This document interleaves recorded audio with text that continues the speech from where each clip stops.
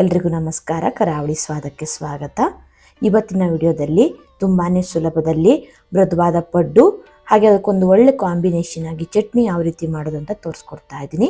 ನೋಡಿ, ಪಡ್ಡು ಯಾವ ರೀತಿ ಸಾಫ್ಟ್ ಆಗಿ ಬಂದಿದೆ ಅಂತ. ತಿನ್ಲಿಕ್ಕೂ ಅಷ್ಟೇ ತುಂಬಾನೇ ರುಚಿಯಾಗಿರುತ್ತೆ. ಅಷ್ಟೇ ಸುಲಭದಲ್ಲಿ ಈನೋ ಸೋಡಾ ಏನು ಹಾಕದೆ ಈ ಪಡ್ಡುನ ಮಾಡ್ಕೋಬಹುದು. ಬನ್ನಿ, ಈ ರುಚಿಯಾದ ಮಸಾಲ ಪಡ್ಡು ಮತ್ತೆ ಚಟ್ನಿನ ಯಾವ ರೀತಿ ಮಾಡೋದಂತ ನೋಡೋಣ. ಪಡ್ಡು ಮಾಡಲಿಕ್ಕೆ ಮೊದಲಿಗೆ ನಾನಿಲ್ಲಿ ಒಂದು ಪಾತ್ರೆ ತಗೊಂಡು ಅಕ್ಕಿ ಹಾಕೊಳ್ತಾ ಇದ್ದೀನಿ. ನಾನಿಲ್ಲಿ 4 ಕಪ್ ಆಗುವಷ್ಟು ರೇಷನ್ ಅಕ್ಕಿನ ತಗೊಂಡಿದ್ದೀನಿ. ದೋಸೆ ಅಕ್ಕಿ ಕೂಡ ಬಳಸಬಹುದು. ನಂತರ ಅದೇ ಕಪ್ನ ಅಳತೆಯಲ್ಲಿ 1 ಕಪ್ ಆಗುವಷ್ಟು ಉದ್ದಿನ ಬೇಳೆನ ತಗೊಂಡಿದ್ದೀನಿ. ಹಾಗೆ 1 ಚಮಚ ಆಗುವಷ್ಟು ಮೆಂತ್ಯ ಕಾಳು, ಅರ್ಧ ಕಪ್ ಆಗುವಷ್ಟು ಕಡಲೆಬೇಳೆನ ಹಾಕೊಳ್ತಾ ಇದ್ದೀನಿ. ಇದಿಷ್ಟನ್ನು ಹಾಕಿ ನಂತರ ಅದೇ ಕಪ್ನ ಅಳತೆಯಲ್ಲಿ 1 ಕಪ್ ಆಗುವಷ್ಟು ಅವಲಕ್ಕಿ ಹಾಕೊಳ್ತಾ ಇದ್ದೀನಿ. ಗಟ್ಟಿ ಅವಲಕ್ಕಿ ಬಳಸ್ತಾ ಇರೋದ್ರಿಂದ ಅಕ್ಕಿ ಮತ್ತು ಬೇಳೆ ಜೊತೆ ನೆನೆಸ್ಕೊಳ್ತಾ ಇದ್ದೀನಿ. ತೆಳು ಅವಲಕ್ಕಿ ಬಳಸೋದಾದರೆ ರುಬ್ಬೋಕ್ಕಿಂತ ಒಂದು 5 ನಿಮಿಷ ನೆನೆಸಿದ್ರೆ ಸಾಕಾಗತ್ತೆ. ಇದಿಷ್ಟನ್ನು ಯಾವುದಾದ್ರೂ ಒಂದು ಕಪ್ ಅಥವಾ ಗ್ಲಾಸ್ನ ಅಳತೆಯಲ್ಲಿ ತಗೊಳ್ಳಿ, ಆವಾಗ ಪಡ್ಡು ಪರ್ಫೆಕ್ಟ್ ಆಗಿ ಬರುತ್ತೆ. ನೋಡಿ, ಇದೆಲ್ಲವನ್ನು ಚೆನ್ನಾಗಿ ತೊಳ್ಕೊಳ್ಬೇಕು. ರೇಷನ್ ಅಕ್ಕಿ ಆಗಿರೋದ್ರಿಂದ ಒಂದು 4 ರಿಂದ 5 ಸಲ ಆದರೂ ನೀವು ಚೆನ್ನಾಗಿ ತೊಳ್ಕೊಳ್ಬೇಕು. ನೋಡಿ, ನೀರು ಈ ರೀತಿ ಬೆಳ್ಳಗೆ ಬರಬೇಕು. ಚೆನ್ನಾಗಿ ತೊಳೆಯೋದ್ರಿಂದ ಪಡ್ಡು ಕೂಡ ಬೆಳ್ಳಗೆ ಬರುತ್ತೆ. ಅಕ್ಕಿ ಮತ್ತು ಬೇಳೆನೆಲ್ಲ ಚೆನ್ನಾಗಿ ತೊಳೆದಾದ್ಮೇಲೆ ನೋಡಿ, ಈ ರೀತಿ ನೀರು ಹಾಕಿ ಇದನ್ನೆಲ್ಲವನ್ನು ಒಂದು 5 ರಿಂದ 6 ಗಂಟೆಗಳ ಕಾಲ ಚೆನ್ನಾಗಿ ನೆನೆಸ್ಕೊಳ್ಬೇಕು. ಅಕ್ಕಿ ಬೇಳೆ ಎಲ್ಲ ಚೆನ್ನಾಗಿ ನೆನೆಬೇಕು. ಇದನ್ನ ಇವಾಗ ನೆನೆಲಿಕ್ಕೆ ಬಿಡೋಣ. ನೋಡಿ, ಅಕ್ಕಿ ಮತ್ತು ಬೇಳೆ ಎಲ್ಲ ಚೆನ್ನಾಗಿ ನೆಂದಿದೆ. ಈ ರೀತಿ ಚೆನ್ನಾಗಿ ನೆನೆಸ್ಕೊಂಡು ಇದನ್ನ ಇವಾಗ ಮಿಕ್ಸಿ ಜಾರಿಗೆ ಹಾಕಿ ರುಬ್ಕೊಳ್ಬೇಕು. ನಾನಿಲ್ಲಿ ಸ್ವಲ್ಪ ಅಕ್ಕಿನ ಮಿಕ್ಸಿ ಜಾರಿಗೆ ಹಾಕಿ 2 ರಿಂದ 3 ಬ್ಯಾಚಸ್ ಅಲ್ಲಿ ರುಬ್ಕೊಳ್ತಾ ಇದ್ದೀನಿ. ಅಕ್ಕಿ ಬೇಳೆ ಮತ್ತು ಅವಲಕ್ಕಿನ ನುಣ್ಣಗೆ ರುಬ್ಕೋಬೇಕಾಗಿರೋದ್ರಿಂದ ಸಪ್ರೇಟಾಗಿ ನೆನೆಸೋದು ಬೇಕಾಗಿಲ್ಲ. ಎಲ್ಲವನ್ನು ಒಟ್ಟಿಗೆ ಹಾಕಿ ನೆನೆಸ್ಕೊಂಡ್ರೆ ಆಯಿತು. ನೋಡಿ, ಮಿಕ್ಸಿ ಜಾರಿಗೆ ಸ್ವಲ್ಪ ಹಾಕಿ ರುಬ್ಲಿಕ್ಕೆ ಬೇಕಾಗುವಷ್ಟು ನೀರು ಹಾಕ್ಕೊಂಡು ಸ್ವಲ್ಪ ಗಟ್ಟಿಯಾಗಿ ನೋಡಿ ಈ ರೀತಿ ನುಣ್ಣಗೆ ರುಬ್ಕೊಳ್ಬೇಕು. ರುಬ್ಲಿಕ್ಕೆ ನಾನಿಲ್ಲಿ ಅಕ್ಕಿ ಮತ್ತು ಬೇಳೆ ನೆನೆಸಿದ್ನೆಲ್ಲ ಅದೇ ನೀರನ್ನೇ ಹಾಕೊಳ್ತಾ ಇದ್ದೀನಿ. ಚಳಿಗಾಲದಲ್ಲಿ ಹಿಟ್ಟು ಸರಿಯಾಗಿ ಫರ್ಮೆಂಟ್ ಆಗಲ್ಲ ಅನ್ನೋರು ದೋಸೆ ಅಥವಾ ಇಡ್ಲಿ ಮಾಡುವಾಗ ಅಕ್ಕಿ ನೆನೆಸಿರೋ ನೀರನ್ನೇ ರುಬ್ಲಿಕ್ಕೆ ಹಾಕೊಳ್ಳೋದ್ರಿಂದ ಹಿಟ್ಟು ಚೆನ್ನಾಗಿ ಬೇಗ ಹುದುಗಿ ಬರುತ್ತೆ. ನೋಡಿ, ಈ ರೀತಿ ನುಣ್ಣಗೆ ಹಿಟ್ಟನ್ನು ರುಬ್ಕೊಂಡು ನಂತರ ಮಿಕ್ಸಿ ಪಾತ್ರೆಗೆ ಸ್ವಲ್ಪ ನೀರು ಹಾಕಿ ಆ ನೀರನ್ನು ಕೂಡ ಸೇರಿಸಿ ಚೆನ್ನಾಗಿ ಇದನ್ನು ಮಿಕ್ಸ್ ಮಾಡ್ಕೊಳ್ಳಿ. ನೋಡಿ, ಈ ರೀತಿ ಮಿಕ್ಸ್ ಮಾಡಿಕೊಂಡು ಹಿಟ್ಟು ಈ ಕನ್ಸಿಸ್ಟೆನ್ಸಿಲಿ ಇರಬೇಕು. ತೆಳ್ಳಗೆ ಮಾಡ್ಕೊಳ್ಳಿಕ್ಕೆ ಹೋಗಬೇಡಿ. ದೋಸೆ ಹಿಟ್ಟಿನ ಹದದಲ್ಲಿದ್ದರೆ ಸಾಕಾಗತ್ತೆ. ಇದನ್ನು ಇವಾಗ ಮುಚ್ಚಿ ಫರ್ಮೆಂಟ್ ಆಗ್ಲಿಕ್ಕೆ ಬಿಡ್ತಾ ಇದ್ದೀನಿ. ರಾತ್ರಿಯಲ್ಲೇ ಇದು ಚೆನ್ನಾಗಿ ಫರ್ಮೆಂಟ್ ಆಗಲಿ. ನಂತರ ಚಟ್ನಿ ಮಾಡಲಿಕ್ಕೆ ಸ್ಟವ್ ಮೇಲೆ ಒಂದು ಕಡಾಯಿ ಇಟ್ಟು 1 ಚಮಚ ಆಗುವಷ್ಟು ಎಣ್ಣೆ ಹಾಕಿ ಎಣ್ಣೆ ಸ್ವಲ್ಪ ಬಿಸಿ ಆದಮೇಲೆ ಅರ್ಧ ಕಪ್ ಆಗುವಷ್ಟು ಶೇಂಗಾ ಹಾಗೆ 1/4 ಕಪ್ ಆಗುವಷ್ಟು ಹುರ್ಗಡ್ಲೆನ ಹಾಕೊಳ್ತಾ ಇದ್ದೀನಿ. ಗ್ಯಾಸ್ನ ಕಡಿಮೆ ಉರಿಯಲ್ಲಿ ಇಟ್ಕೊಂಡು ಕಡಲೆ ಬೀಜ ಮತ್ತು ಹುರ್ಗಡ್ಲೆನ ಚೆನ್ನಾಗಿ ಹುರ್ಕೊಳ್ಬೇಕು. ಕಡಲೆ ಬೀಜ ಹಸಿ ವಾಸನೆ ಎಲ್ಲ ಹೋಗೋ ತನಕ ಚೆನ್ನಾಗಿ ಇದನ್ನು ಸ್ವಲ್ಪ ಫ್ರೈ ಮಾಡಿಕೊಂಡು ನಂತರ ಇದಕ್ಕೆ ಒಂದು 6 ಆಗುವಷ್ಟು ಬೆಳ್ಳುಳ್ಳಿ ಸುಲನ್ನ ಹಾಕೊಳ್ತಾ ಇದ್ದೀನಿ. ಒಂದು ಅರ್ಧ ಇಂಚ್ ಆಗುವಷ್ಟು ಶುಂಠಿ. ಖಾರಕ್ಕೆ ನಾನಿಲ್ಲಿ ಒಂದು 4 ಹಸಿಮೆಣಸಿನ್ಕಾಯಿನ ಹಾಕ್ಕೊಂಡಿದ್ದೀನಿ. ಸ್ವಲ್ಪ ಕರಿಬೇವನ್ನ ಹಾಕ್ಕೊಂಡು ಇದೆಲ್ಲವನ್ನು ಚೆನ್ನಾಗಿ ಬಾಡಿಸ್ಕೊಳ್ಳಿ. ಖಾರ ಜಾಸ್ತಿ ಇಷ್ಟಪಡೋರಾದರೆ ಹಸಿಮೆಣಸಿನ್ಕಾಯಿ ಕ್ವಾಂಟಿಟಿನ ಜಾಸ್ತಿ ಹಾಕ್ಕೊಳ್ಬಹುದು. ನೋಡಿ, ಈ ರೀತಿ ಎಲ್ಲವನ್ನು ಚೆನ್ನಾಗಿ ಫ್ರೈ ಮಾಡಿಕೊಂಡು ಸ್ಟವ್ನ ಆಫ್ ಮಾಡಿ ಮಿಕ್ಸಿ ಜಾರಿಗೆ ಸೇರಿಸ್ಕೊಳ್ತಾ ಇದ್ದೀನಿ. ಹಾಗೆ ಒಂದು ಅರ್ಧ ಕಪ್ ಆಗುವಷ್ಟು ಕಾಯಿ ತುರಿನ ಹಾಕೊಳ್ತಾ ಇದ್ದೀನಿ. ಚೆನ್ನಾಗಿರುತ್ತೆ. ಒಂದು ಅರ್ಧ ನಿಂಬೆಹಣ್ಣು ಗಾತ್ರದಷ್ಟು ಹುಣಸೆ ಹುಳಿನ ಹಾಕಿ ರುಚಿಗೆ ಎಷ್ಟು ಬೇಕೋ ಅಷ್ಟು ಉಪ್ಪನ್ನು ಹಾಕ್ಕೊಂಡು ರುಬ್ಲಿಕ್ಕೆ ಬೇಕಾಗುವಷ್ಟು ನೀರು ಹಾಕಿ ಸ್ವಲ್ಪ ತರಿಯಾಗಿ ರುಬ್ಕೊಳ್ಬೇಕು. ನುಣ್ಣಗೆ ರುಬ್ಕೊಳ್ಳಿಕ್ಕೆ ಹೋಗಬೇಡಿ.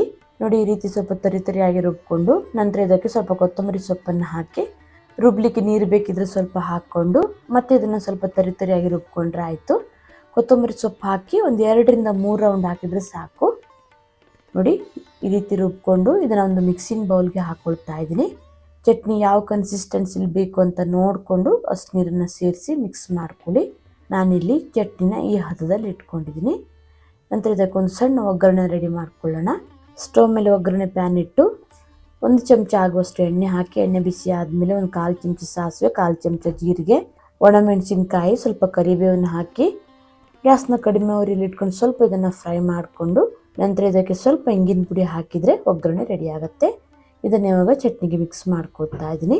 ನೋಡಿ, ಈ ರೀತಿ ತುಂಬಾ ಸುಲಭದಲ್ಲಿ ರುಚಿಯಾದ ಚಟ್ನಿನ ಮಾಡ್ಕೋಬಹುದು. ಪಡ್ಡು ಜೊತೆ ಈ ಚಟ್ನಿ ಅಂತೂ ಸೂಪರ್ ಆಗಿರುತ್ತೆ. ಒಳ್ಳೆ ಕಾಂಬಿನೇಷನ್. ಬರೀ ಪಡ್ಡು ತಿನ್ನೋ ಬದಲು ಈ ರೀತಿ ಚಟ್ನಿ ಇದ್ರೆ ತುಂಬಾ ಚೆನ್ನಾಗಿರುತ್ತೆ. ಚಟ್ನಿ ಇಷ್ಟು ಗಟ್ಟಿಯಾಗಿರೋದು ಬೇಡ, ಸ್ವಲ್ಪ ತೆಳುವಾಗಿರಬೇಕು ಅಂದರೆ ಸ್ವಲ್ಪ ನೀರು ಹಾಕೊಂಡು ತೆಳ್ಳಗೆ ಸಹ ಮಾಡ್ಕೊಳ್ಬಹುದು.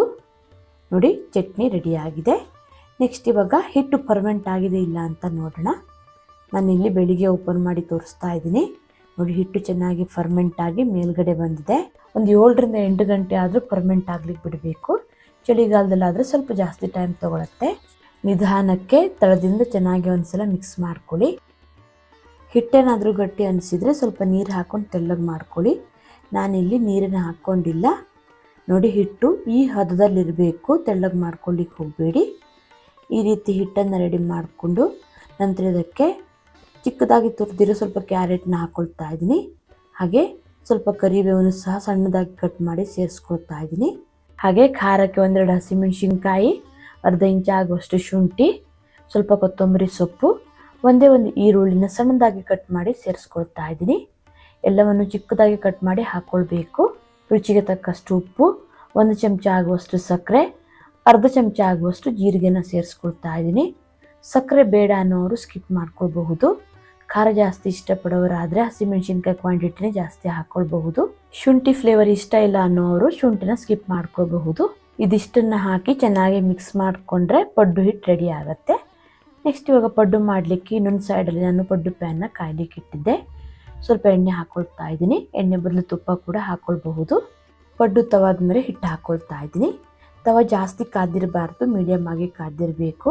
ಜಾಸ್ತಿ ಕಾದಿದ್ರೆ ಹೊರಗಡೆಯಿಂದ ಬೇಗ ಕಪ್ಪಗಾಗತ್ತೆ, ಒಳಗಡೆ ಹಾಗೆ ಹಸಿ ಹಸಿಯಾಗಿರುತ್ತೆ.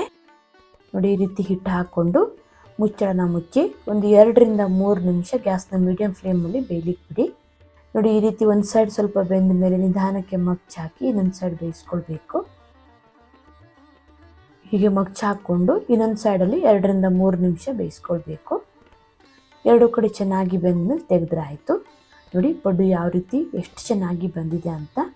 ಈನೋ ಆಗಲಿ ಸೋಡಾ ಆಗಲಿ ಏನೂ ಹಾಕೋದು ಬೇಡ, ತುಂಬಾ ಚೆನ್ನಾಗಿ ಬರುತ್ತೆ. ಬರೀ ತರಕಾರಿ ಅಷ್ಟೇ ಅಲ್ಲ, ಕಡಲೆಬೇಳೆ ಉದ್ದಿನ ಬೇಳೆನೆಲ್ಲ ಎಣ್ಣೆಯಲ್ಲಿ ಸ್ವಲ್ಪ ಫ್ರೈ ಮಾಡಿ ಕೂಡ ಹಾಕ್ಕೊಳ್ಬಹುದು. ತರಕಾರಿ ಏನೂ ಹಾಕದೆ ಪ್ಲೇನ್ ಆಗಿ ಕೂಡ ಮಾಡ್ಕೊಳ್ಬಹುದು. ನಿಮ್ಗೆ ಯಾವ ರೀತಿ ಇಷ್ಟ ನೀವು ಆ ರೀತಿ ಮಾಡ್ಕೊಳ್ಳಿ. ನೋಡಿ ನಾನಿಲ್ಲಿ ಸ್ವಲ್ಪ ಪಡ್ಡನ್ನ ಬೇಯಿಸಿಟ್ಕೊಂಡಿದ್ದೀನಿ. ನೋಡಿ ಪಡ್ಡು ಯಾವ ರೀತಿ ಬಂದಿದೆ ಅಂತ. ಪಡ್ಡು ಚಟ್ನಿ 2 ರೆಡಿ ಆದಮೇಲೆ ಸರ್ವ್ ಮಾಡ್ಕೊಳ್ತಾ ಇದ್ದೀನಿ.